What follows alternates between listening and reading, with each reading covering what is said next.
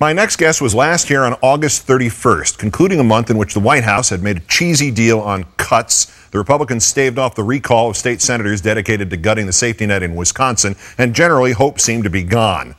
In our number one story, here it is, 43 days later, and the streets of 1,100 or more American communities are boiling over with hope, thanks to a little movement that both of us dreamt of, but neither of us could have predicted.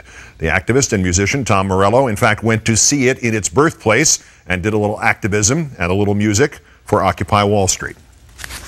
In the squares of the city, in the shadow of the steeple, near the relief office, I see my people. Some are grumbling, and all are wondering if this land's still made for you and me. Tell them! This land is your land, this land is my land, from California to New York Islands, the Redwood Forest to Gulf Stream waters. This land was made for you and me. Thank you very much. And as promised, here's Tom Morello, who sings, authors serious comic books, and stands up for what's right. It's good to see you. It's nice to see you as well. Good list on the resume. Anytime you can invoke Woody Guthrie in front of a crowd of activists is a good day to begin with. Sure. Is that your update? Sure. Yeah. Well, Woody would be 99 years old if he were alive today, and he would have been headlining the event. I have no doubt. Yeah, and 99 is an important number these days, too. Seriously, how about that for timing? Is it amazing to consider that 43 days we were sitting here going, you know, sort of basically putting a brave face on everything that was going on in this country? Yeah, I mean, you never know. I mean, the struggle for justice starts when someone starts it. And you never know where that spark is going to come from. You never know where that match is going to be lit. And now, you know, Occupy Wall Street, you know, first it was completely ignored. Then they got pepper sprayed, and New York City found out about it. Right. Then 700 of them got arrested on the Brooklyn Bridge, and the country found out about it. You know, and now there's over 1,000 Occupies around the country and around the world. It's pretty encouraging. And tomorrow morning at 7 a.m., the mayor of the city of New York, who is a business genius and has managed to circumvent the rules of the city to get himself elected for a third time, is actually going to be stupid enough to evict them during the middle of the morning news programs. Yeah.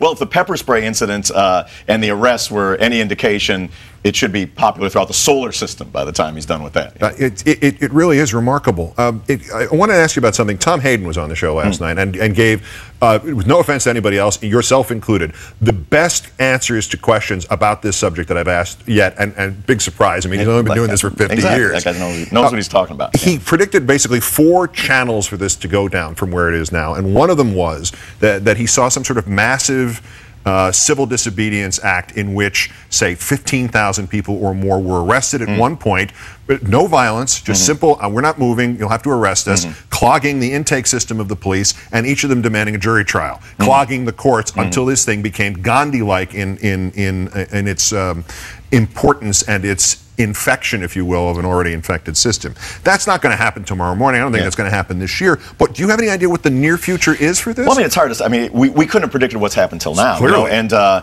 And I played at Occupy LA on last Saturday, and it's so inspiring. Like, there are some important differences between this and what happened in Wisconsin. While in Wisconsin there were 100,000 people in the streets, to an extent the direction of it was top down. Right. And there were certainly elements in the Democratic Party that were steering it in an electoral direction. This is from the bottom up. There's no arguing that. Like, everyone's, you know, I'm getting emails and tweets from friends around in little hamlets around the country. They're occupying Libertyville, Illinois. You know, they're occupying Vernon Hills now, and it's something that is very, very encouraging.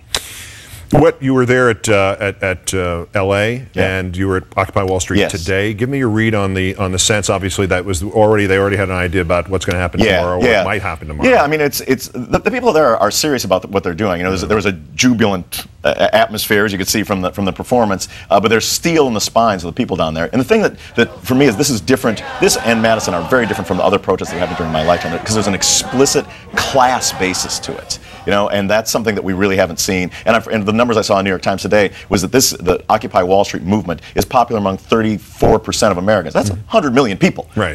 And considering what it's about, that's also very encouraging. Yeah, and 80%, roughly, these other national polls, 80% of those who, 80% of the country knows about That's it, right, yeah. and the Time poll says 54% approve. Great, find it great. I mean, favorable, that's incredible. That's which incredible. Is, and the same group, 27% approve the Tea Party, just for frame of reference, in 26 days. In 26 days. So give us 26 more days, and who knows? Give us 26 minutes, and we'll give you the world. When you're there, what do the protesters ask you the most? Because I found a theme to the questions I got asked. I want to know what I just finished performing. Like, when are you coming back? Like, I just like, dude, I'm here now. Exactly. Right? I mean, one thing that is key. Every successful progressive, radical, or revolutionary movement this country has ever seen has had a great soundtrack. Yes, sure. And so it's very important, I think, that music and culture be a part of it. And they're asking you for that. I mean, that's right. They want me to come back. They want all my former iterations to come and play as well. And if you can get Pete Seeger to come in and all that, come on down, and anybody else. Yeah. It seems like is it soundtrack, or is it in fact a very important part of continuity? I don't want to say uniformity of opinion, because that's not a liberal movement has no uniformity of opinion. But continuity of what we're doing here and what in the past has worked. It really does. When you sang that song, I imagine chills went up and down your spine and the listeners of everybody listening to you. Correct? Yeah. I mean, culture is an important part of this struggle, like it is a part of every struggle. And there's something in music in particular that speaks to the reptilian brain in people, that when it's the right combination of rhythm and harmony and the right lyrical couplet, really feels like the truth in a way that like a written screed can't. All right, so this isn't about your reaction to how people are reacting to you, and it's not about my reaction to how people are reacting to me, but there's a human element to it which often fuels people's interest in this thing.